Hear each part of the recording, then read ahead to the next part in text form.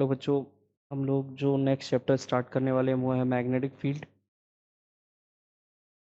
तो moving moving concept and magnetism जो next chapter है वो हम लोग स्टार्ट कर रहे हैं। तो जो पहला टॉपिक है वो है मैग्नेटिक फील्ड। तो मैग्नेटिक फील्ड होता क्या है, ध्यान से देखिएगा। मैग्नेटिक फील्ड क्या है कि अगर कोई कंडक्टर है, सपोज दैट ये कोई कंडक्टर है, इस कंडक्टर में इलेक्ट्रिक करंट पास हो रही है।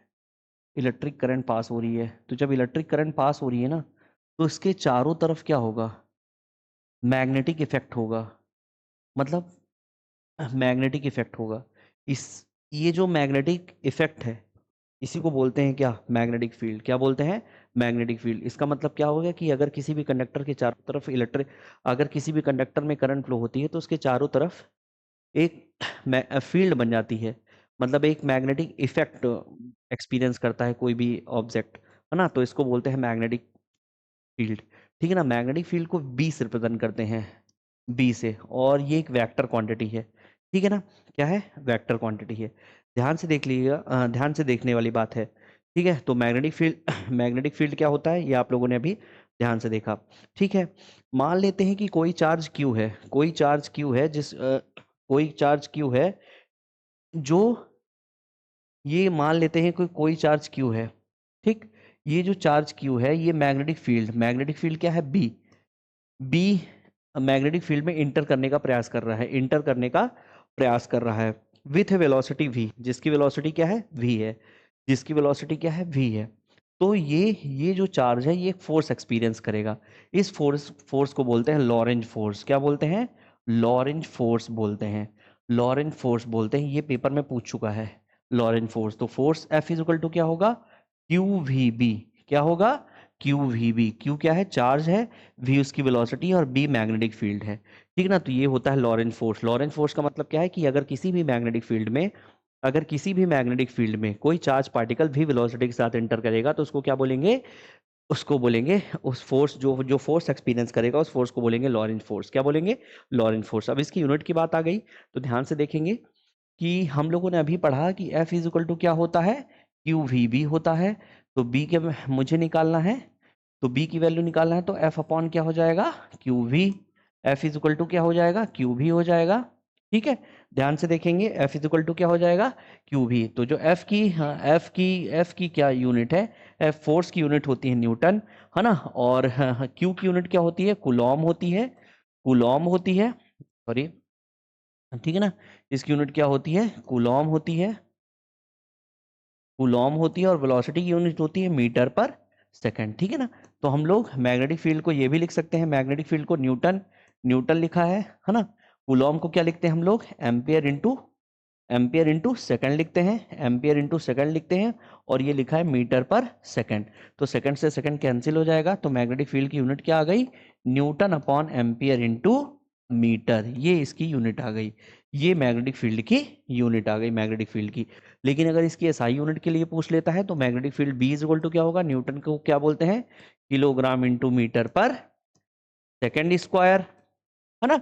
और एम्पियर को एम्पियर ही लिखेंगे, और मीटर तो बगल में लिखा है तो मीटर से मीटर कैंसिल हो गया, तो मैग्नेटिक फील्ड की यूनिट क्या हो जाएगी, kilogram upon second square into ampere, है ना। ये इसकी एसआई यूनिट हो गई, है ना। हालांकि इसको newton upon ampere into metre भी बोलते हैं, लेकिन इसका डायमेंशनल फॉर्मूला क्या हो जाएगा, m की पावर 1, l की पावर, l तो है नहीं तो l की पावर 0, t की पावर -2 और a की पावर -1। तो ये इसका मैग्नेटिक फील्ड का क्या हो गया, डायमेंशनल फॉर्मूला। तो ये ऑब्जेक्टिव के लिए इंपॉर्टेंट है, ये ऑब्जेक्टिव के लिए इंपॉर्टेंट है। क्लियर बात है ना। लॉरेंज फोर्स इंपॉर्टेंट है, लॉरेंज फोर्स एक नंबर का पूछेगा कि लॉरेंज फोर्स क्या है, भैया F is equal to q v B. ठीक है।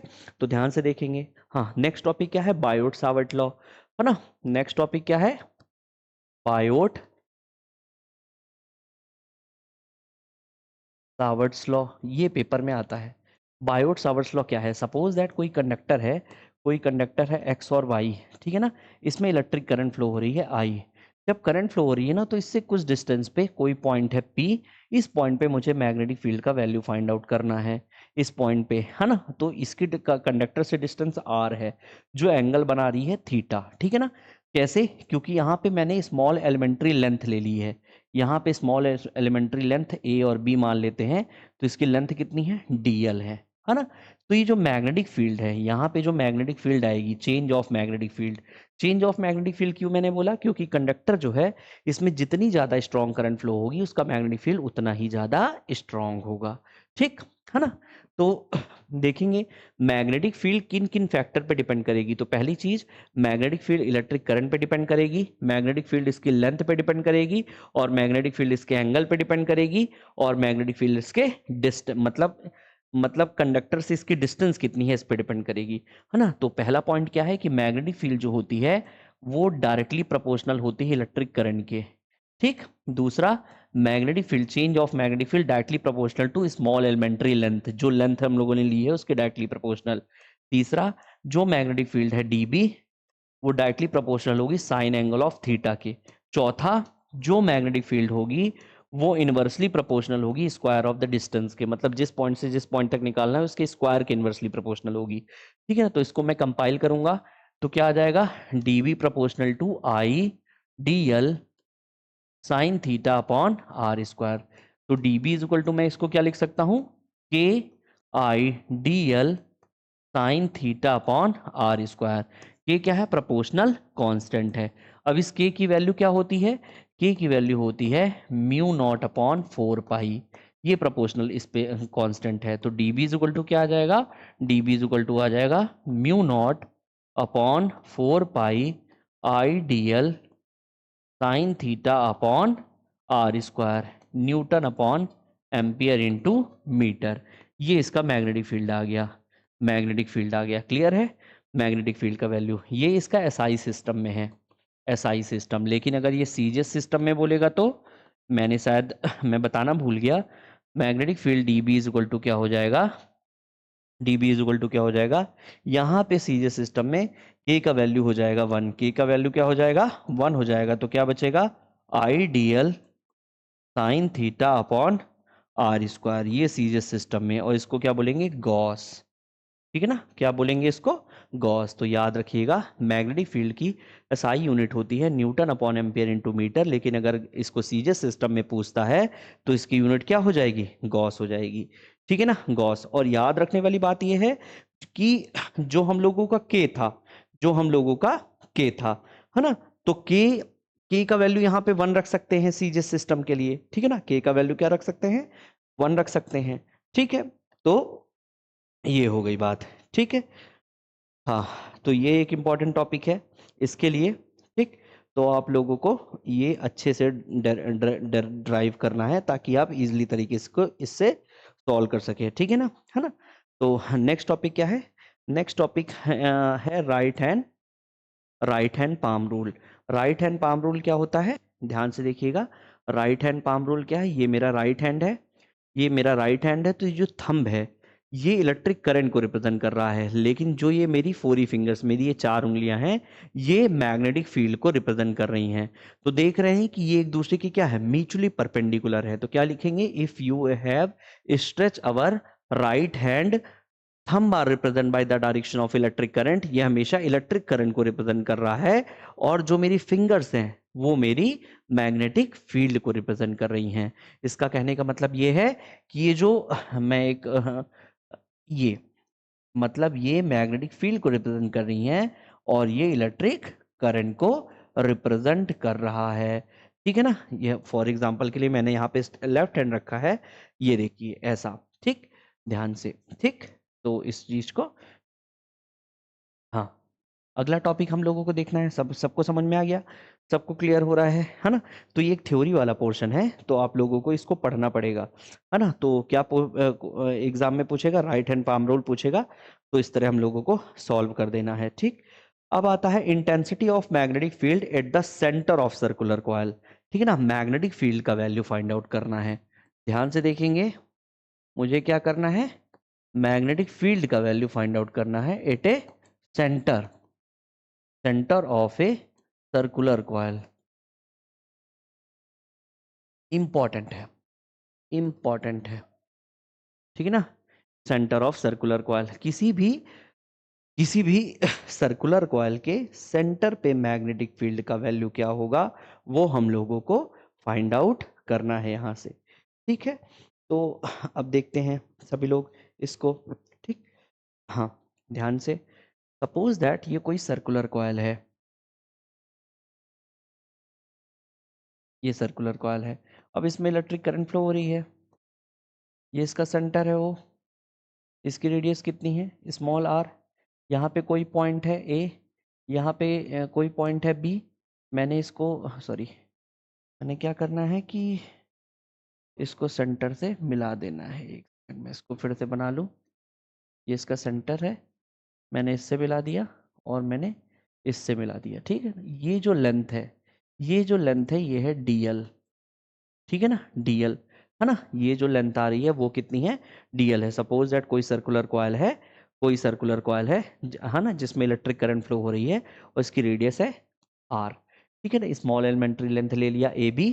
ठीक, ए बी लेने के बाद ये एंगल क्या है, 90 डिग्री है। 90 डिग्री है तो according to Biot Savart law अभी पढ़ा हम लोगों ने, d B is equal to, हम लोगों ने क्या पढ़ा है, mu naught upon 4 pi I d l sine theta upon r square, newton upon ampere into metre. लेकिन यहाँ पे थीटा का वैल्यू कितना है, साइन थीटा कितना है, 90 डिग्री, और साइन 90 का वैल्यू होता है 1। तो क्या हो जाएगा, d B is equal to mu naught upon 4 pi I d l upon r square. ये मैग्नेटिक फील्ड का वैल्यू है। लेकिन ये जो मैग्नेटिक फील्ड का वैल्यू आया है वो इतना मैग्नेटिक फील्ड है, इतना। ठीक है, लेकिन मुझे सर्कुलर कॉइल का निकालना है पूरे का, तो सबका इतना इतना निकालना पड़ेगा मैग्नेटिक फील्ड, है ना। तो मैं क्या करता हूँ, समीशन ऑफ मैग्नेटिक फील्ड कर देता हूँ, यानी सबका सम, मतलब इतना इतना इतना सबको ऐड करके, तो सबका मैग्नेटिक फील्ड इतना ही आएगा। तो इसका भी समीशन कर देता हूँ, mu naught upon 4 pi I d l upon r square. तो समीशन निकाल लिए तो मान लेते हैं इसका मैग्नेटिक फील्ड बी है, mu naught upon 4 pi I upon r square common निकला, समीशन ऑफ डीएल बाहर रह गया। समीशन ऑफ डीएल का मतलब ये लेंथ, फिर ये लेंथ, फिर ये लेंथ, फिर ये, फिर ये, फिर ये, फिर ये, मतलब पूरा सर्कुलर कॉइल की लेंथ। तो सर्कुलर कॉइल की लेंथ का मतलब क्या हो गया, समीशन ऑफ डीएल की वैल्यू क्या हो गई, ये तो sir circumference of the circle हो गया। सरकमफ्रेंस ऑफ द सर्कल क्या होता है, 2 पाई आर होता है ना। तो बी इज इक्वल टू क्या हो जाएगा, mu naught upon 4 pi I upon r square into 2 pi r. ठीक है, तो आप इसमें से इसको कैंसिल भी कर सकते हैं, 2 पाई से इसको काट दिया तो 2 आ गया, एक आर से एक आर कैंसिल कर दिया, है ना। तो मैग्नेटिक फील्ड बी का वैल्यू कितना आ गया, म्यू नॉट अपॉन 2 आर, और ऊपर क्या बचा, आई। ये मैग्नेटिक फील्ड का वैल्यू है at a centre of circular coil. बच्चों, मैं बार बार कह रहा हूं, जिस टॉपिक पे मैं बहुत ज़्यादा वो रहा करूं कि इसको पढ़ना ही पढ़ना है, उसको आप लोग ना बार बार मल्टीपल टाइम्स लगाइए। देखिए, एग्ज़ाम पास में है, अगर आप एक बार, इतने टॉपिक्स हैं कि अगर आप उनको 2 से 3 बार 4 बार प्रैक्टिस नहीं करेंगे तो एग्ज़ाम में भूल जाएंगे आप। ठीक है ना, तो मेरा कहना ये है कि आप उसको मल्टीपल टाइम्स लगाइए, मल्टीपल टाइम्स प्रैक्टिस करिए, मल्टीपल टाइम्स। मतलब अगर सुबह एक बार लगा लिया है तो उसको शाम को एक बार रिवाइज करिए दोबारा। ये रिकॉल करिए हर 2 दिन में कि आप उसको याद कर पा रहे हैं या नहीं। अगर नहीं याद कर पा रहे हैं तो फिर दिक्कत वाली बात है। तो आप लोगों को याद करना बहुत ज़रूरी है। याद करने के साथ साथ उसको पेपर में लिखिए, बार बार लिखिए, बार बार प्रैक्टिस करिए। नहीं तो आप कितना भी मेरा कोर्स ले लें, अगर आप नहीं पढ़ेंगे तो मैं सच कह रहा हूँ आपसे फिर एग्ज़ाम में नहीं बनेगा। ठीक है, हाँ, तो नेक्स्ट टॉपिक चलें। नेक्स्ट टॉपिक चलते हैं। नेक्स्ट टॉपिक है एम्पियर सर्कुलेटरल लॉ। ठीक, एम्पियर सर्कुलेटरल लॉ देखते हैं। Ampere circuital law, Ampere circuital law क्या होता है? सपोज दैट, सेम वही, सपोज दैट कोई सर्कुलर कॉयल है, ठीक है ना, इसका सेंटर है O, इसकी रेडियस है R, ठीक है ना, इसकी रेडियस है R। पता नहीं जूम क्यों बार बार ये हो जाता है ऐसा, अगर कभी ऐसा हो जाए तो आप थोड़ा रुक जाया करिए, वो आ जाएगा ऑटोमेटिक, ठीक है।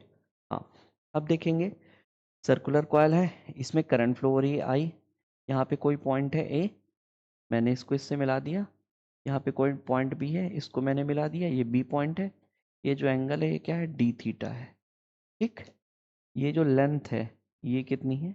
DL है, ठीक है। तो एम्पियर सर्कुलेटर लॉ क्या कहता है? पहले मैं लिख देता हूँ, P into d l, line integral B into d l is equal to mu naught times of total current. ध्यान से देखिएगा क्या कहता है एम्पियर सर्कुलेटर लॉ, कि मैग्नेटिक फील्ड का अगर लाइन इंटीग्रल करोगे, मैग्नेटिक फील्ड का जो किसी भी क्लोज्ड, फिर से जूम आउट हो रहा है, किसी भी क्लोज लाइन सर्किट, मतलब किसी भी मैग्नेटिक फील्ड का लाइन इंटीग्रल करने पर it is always equal to the mu naught times of total current. यानी टोटल करंट का क्या होता है? वो म्यू नॉट टाइम्स होता है, ठीक है ना। यानी मैग्नेटिक फील्ड जो होता है वो हमेशा म्यू नॉट टाइम्स होगा टोटल करंट का, टोटल इलेक्ट्रिक करंट का हमेशा म्यू नॉट टाइम्स होगा, ठीक है। Line integral of magnetic field, close line integral of magnetic field always equal to the mu naught times of total current. ये हो गया लाइन इंटीग्रल। अब इसका मुझे प्रूफ करना है, अब मुझे इसका प्रूफ करना है, ध्यान से देखिए। तो मैं इसका LHS ले लेता हूँ, B इंटू DL ले लिया मैंने। अब मैग्नेटिक फील्ड का वैल्यू तो हम लोगों ने पढ़ा है, क्या होता है? Mu not I upon 2 pi R, ये होता है। और हो गया क्या? DL, इसमें से ये इंटायर वैल्यू क्या है? कांस्टेंट है। तो मैं इसको क्या करता हूँ? बाहर कर देता हूँ। तो मैं इसमें से म्यू नॉट I अपॉन 2 पाई को मैंने बाहर कर दिया, R को भी बाहर कर दिया, क्या बचा? Line integral of DL। अब एक फॉर्मूला आप लोगों ने पढ़ा है, एंगल इज इक्वल टू क्या होता है? Arc upon radius. तो एंगल कितना है? डी थीटा, आर्क कितना है? DL, और रेडियस कितनी है? R। Angle D theta, arc कितना है? DL, रेडियस है R, है ना। तो DL की वैल्यू निकालेंगे तो इसका मल्टीप्लाई हो जाएगा, तो DL is equal to R into d theta, है ना। तो DL का वैल्यू उठा के यहाँ पे पुट कर देना है। तो क्या हो गया? Mu naught I upon 2 pi R into क्या हो गया? R इंटू लाइन इंटीग्रल क्या है? Line integral of DL, sorry D theta, line integral क्या है? डी थीटा, है ना। तो यहाँ पे लास्ट स्टेप क्या है? Mu not I upon 2 pi R बाहर निकला, लाइन इंटीग्रल ऑफ क्या बचा? डी थीटा, R से R क्या हो गया? कैंसिल। अब line integral of D theta का मतलब क्या है?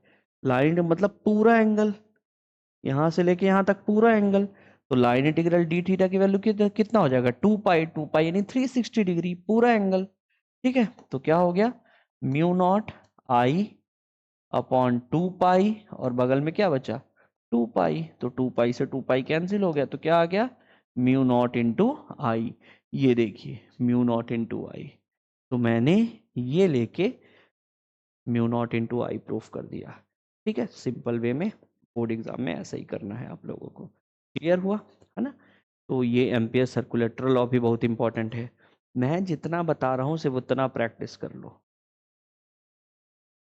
70 में 60, 55, 62 मार्क्स कहीं नहीं गया बच्चों, इतना आना ही आना है, ठीक है।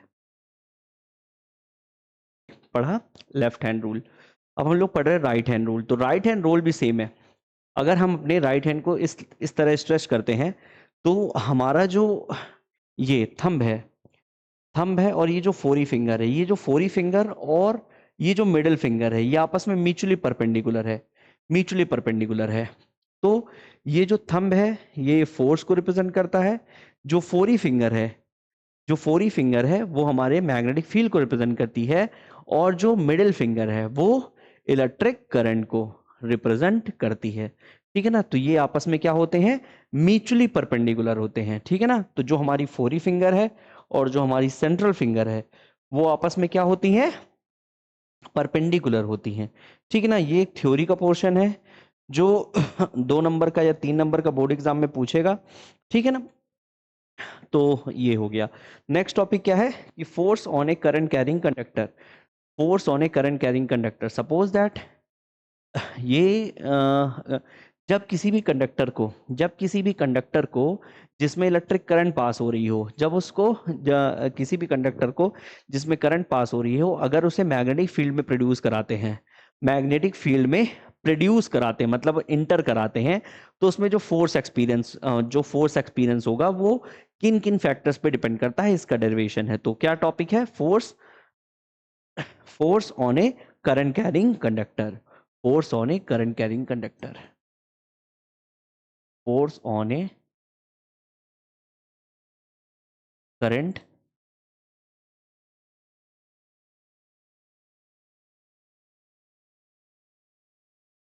ध्यान से देखेंगे। सपोज दैट ये कोई कंडक्टर है, ये कोई कंडक्टर है, ये कोई कंडक्टर है जिसमें इलेक्ट्रिक करंट पास हो रही है। ये इलेक्ट्रिक करंट है आई, इसमें करंट में पास हो रही है। तो जो मैग्नेटिक फील्ड होगी वो इसकी क्या होगी, परपेंडिकुलर होगी।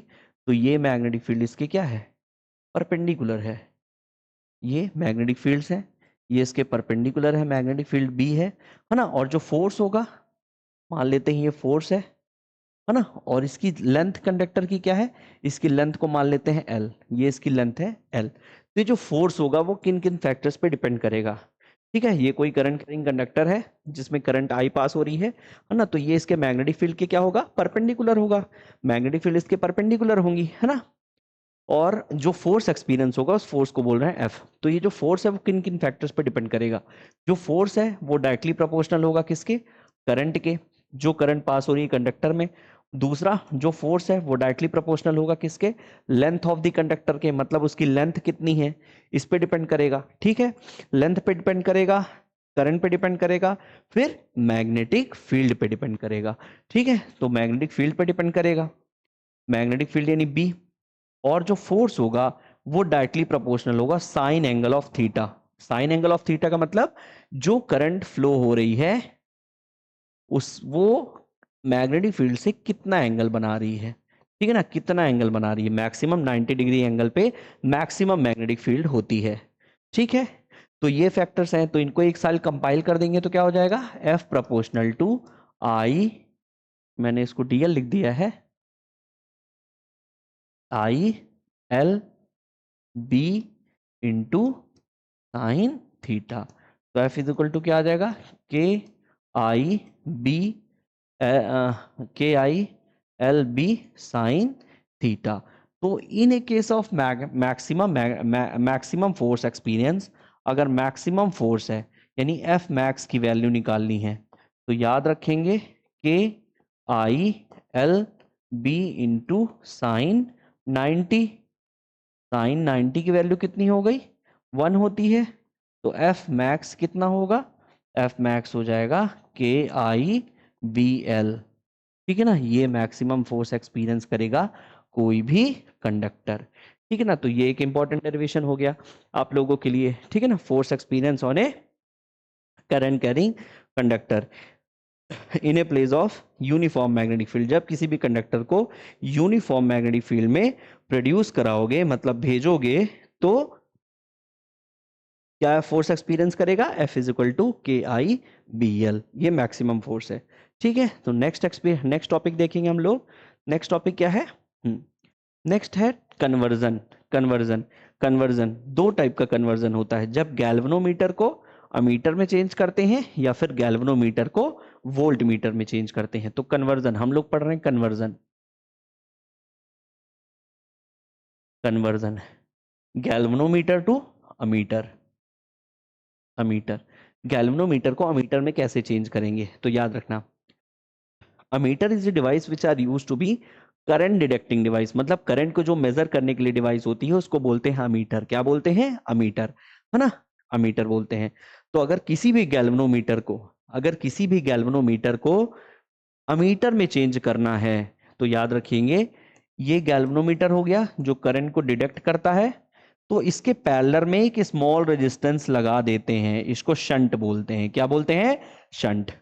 याद रखिएगा, to protect the galvanometer, to protect the galvanometer by strong current a small resistance connected with the parallel with the galvanometer, है ना। किसी भी गैल्वेनोमीटर को स्ट्रॉन्ग करंट से बचाने के लिए उसके पैरेलल में एक स्मॉल रेजिस्टेंस लगा देते हैं जिसको शंट बोलते हैं। ठीक है, तो देखिए यहां से करंट आई आ रही है, करंट आई। अब यहाँ पे नोड पॉइंट है, इसके पास दो रास्ते हैं, तो इधर करंट जाएगी, इसको बोलते हैं आई जी, जी फॉर गैल्वेनोमीटर की करंट, और इसको बोलते हैं आई एस यानी शंट की करंट। ठीक है ना, शंट की करंट। ठीक, अब देखिए, है ना, तो याद रखना जब गैल्वेनोमीटर को अमीटर में कन्वर्ट करते हैं तो गैल्वेनोमीटर के पैरेलल में स्मॉल रेजिस्टेंस लगाते हैं, पैरेलल में, तो करंट क्या हो जाती है? डिवाइड हो जाती है। क्या हो जाती है? डिवाइड हो जाती है। इसका मतलब क्या हुआ? टोटल करंट आई है जो बट गई है आई जी प्लस आई एस में, है ना, टोटल करंट। अब देखेंगे क्योंकि पैरेलल कॉम्बिनेशन है तो जितना वोल्टेज यहाँ का होगा शंट गैल्वेनोमीटर का होगा उतना शंट का भी होगा, यानी गैल्वेनोमीटर का वोल्टेज हमेशा शंट के वोल्टेज के बराबर होगा। तो क्या होता है ओम्स लॉ से हम लोग पढ़े थे ना, हम लोगों ने पढ़ा है V इक्वल टू क्या होता है? I into R। तो VG यानी गैल्वेनोमीटर का वोल्टेज, तो क्या होगा? गैल्वेनोमीटर की करंट इंटू गैल्वेनोमीटर का रेजिस्टेंस बराबर कितना होगा? गैल्वेनोमीटर का शंट मतलब करंट इंटू उसका रेजिस्टेंस। ठीक है ना, ये हो गया। अब मुझे क्या करना है, यहाँ से आई एस की वैल्यू निकाल लो यहाँ से, तो क्या करेंगे? आई जी इंटू जी अपॉन ये एस मल्टीप्लाई में था तो डिवाइड में आ गया, ये क्या आ गया? आई एस की वैल्यू यानी शंट की वैल्यू आ गई। अब इस शंट की वैल्यू को उठा के यहाँ पे पुट कर देंगे, ध्यान से देखेंगे तो क्या लिखा हुआ है? आई बराबर आई जी प्लस आई एस लिखा था, तो आई बराबर आई जी, आई एस की वैल्यू कितनी है? प्लस आई जी इंटू जी अपॉन एस। अब क्या करते हैं, यहां से आई जी को कॉमन निकाल लेते हैं, तो क्या बचा? 1 प्लस जी अपॉन एस। यहां पे क्या ले लेते हैं? एलसीएम ले लेते हैं, तो क्या हो जाएगा? एस प्लस जी अपॉन एस, ये हो गया। ठीक है, तो इसका क्रॉस मल्टीप्लीकेशन कर दीजिए, तो क्या हो गया? आई इंटू एस अपॉन जी प्लस एस बराबर आई जी, ये आ गया इसका डेरिवेशन। इसका मतलब क्या आ गया? आई जी इज इक्वल टू आ गया आई इंटू एस अपॉन जी प्लस एस। ठीक है, ये है ना, तो ये इसका डेरिवेशन हो गया कन्वर्जन का। याद रखने वाली बात ये है इसमें कि resistance of ideal ammeter should be 0, मतलब आइडियल अमीटर जो होगा, ये इंपॉर्टेंट ऑब्जेक्टिव है, मैं लिख के दे रहा हूं, पेपर में पूछेगा कि आइडियल अमीटर जो होता है, आइडियल अमीटर जो होता है उसका रेजिस्टेंस कितना होता है? 0 होता है। कितना होता है? 0, कंफर्म पेपर में पूछेगा। ठीक है ना। तो इसकी थ्योरी क्या मैंने बताई कि किसी भी गैल्वेनोमीटर को मीटर में कन्वर्ट करने के लिए उसके पैरेलल में हमेशा एक स्मॉल रेजिस्टेंस लगा देते हैं टू प्रोटेक्ट द गैल्वेनोमीटर, और इस इंटायर डिवाइस को बोलते हैं क्या? अमीटर। क्या बोल देते हैं? अमीटर। मैंने इसका डेरिवेशन बता दिया, आप लोग इसको देख लीजिए एक बार। ठीक है, और इसका आइडियल रेजिस्टेंस कितना होता है? 0 होता है अमीटर का। ठीक, ठीक है, अब देखेंगे नेक्स्ट टॉपिक हम लोग देख रहे हैं। ठीक, अगर कन्वर्जन करना है, कन्वर्जन करना है, गैल्वेनोमीटर को चेंज करना है वोल्ट मीटर में, किसमें? वोल्ट मीटर में चेंज करना है। ठीक है ना, तो याद रखेंगे कि ये हम लोग का हो गया क्या? ये हम लोग का हो गया गैल्वेनोमीटर, और इसके सीरीज में ही रेजिस्टेंस लगा देते हैं, मतलब अमीटर के केस में गैल्वेनोमीटर के पैरेलल में रेजिस्टेंस लगाते थे, लेकिन वोल्ट मीटर के केस में गैल्वेनोमीटर के सीरीज में रेजिस्टेंस लगा देंगे, है ना। तो ये करंट आ रही है मान लीजिए आई जी, और ये हो गया रेजिस्टेंस क्या? एस हो गया, है ना। तो ये हम लोगों का कहलाएगा वोल्ट मीटर। क्या कहलाएगा? Volt meter. ठीक है ना, ये हम लोग का वोल्ट मीटर यानी हो जाएगा वी। ठीक है, ये हम लोग का वी हो गया। तो याद रखने वाली बात क्या है कि जब किसी भी गैल्वेनोमीटर को वोल्ट मीटर में कन्वर्ट करते हैं तो उसके सीरीज में हाई रेजिस्टेंस लगाते हैं। क्या लगाते हैं? हाई रेजिस्टेंस लगाते हैं। वहां पे क्या था? लो रेजिस्टेंस लगाए थे, है ना। तो यहाँ पे शंट में क्या करेंगे? हाई रेजिस्टेंस में लगा देंगे। ठीक है ना, हाई रेजिस्टेंस लगा देंगे। तो अब देखिए, अगर मुझे यहाँ पे V का वैल्यू निकालना है तो V इज इक्वल टू क्या होता है बच्चों? I इंटू आर होता है सर। तो V इज इक्वल टू आई कौन सी करंट है? IG करंट है, IG। और रेजिस्टेंस कितना है सर? G गैल्वेनोमीटर और इसका शंट भी है, तो क्या हो जाएगा? G प्लस S हो गया। ठीक, तो V इज इक्वल टू क्या हो गया? IG into G plus IG into S हो गया, है ना। S हो गया, ठीक है ना। अगर मुझे S की वैल्यू निकालनी है तो मैं निकाल सकता हूं यहां से। ठीक है, तो ये हम लोगों का रिजल्ट हो गया। इसमें डेरिवेशन ज़्यादा नहीं है, छोटा सा ही है। बस एक चीज़ याद रखने वाली बात है कि आइडियल वोल्ट मीटर जो होता है, आइडियल जो मैं हेडिंग से लिख रहा हूँ, आइडियल वोल्ट मीटर जो होता है, इसका रेजिस्टेंस जो होता है वो इनफाइनाइट होता है। क्या होता है? इनफाइनाइट होता है। आइडियल मीटर का कितना होता है? 0 होता है, लेकिन आइडियल वोल्ट मीटर का कितना होता है? इनफाइनाइट होता है ना। गैल्वेनोमीटर के पैरेलल में स्मॉल रेजिस्टेंस लगाओगे तो अमीटर बन जाएगा, लेकिन अगर गैल्वेनोमीटर के सीरीज में हाई रेजिस्टेंस लगा दोगे तो वो क्या बन जाएगा? वोल्ट मीटर बन जाएगा। ठीक है, तो इस तरह टॉपिक हो गया, है ना। अब अगला टॉपिक, लास्ट टॉपिक इस चैप्टर का है, इस चैप्टर का है, मैं दिखा देता हूं। अमीटर और वोल्ट मीटर में डिफरेंस। अमीटर और वोल्ट मीटर में डिफरेंस। तो अमीटर क्या है? करंट को मेजर करने की डिवाइस है ना। वोल्ट मीटर क्या है? वोल्टेज को मेजर करने की डिवाइस है ना। अमीटर अमीटर जो होता है हमेशा हमेशा गैल्वेनोमीटर के पैरेलल में लगाया जाता है। क्या लगाया जाता है?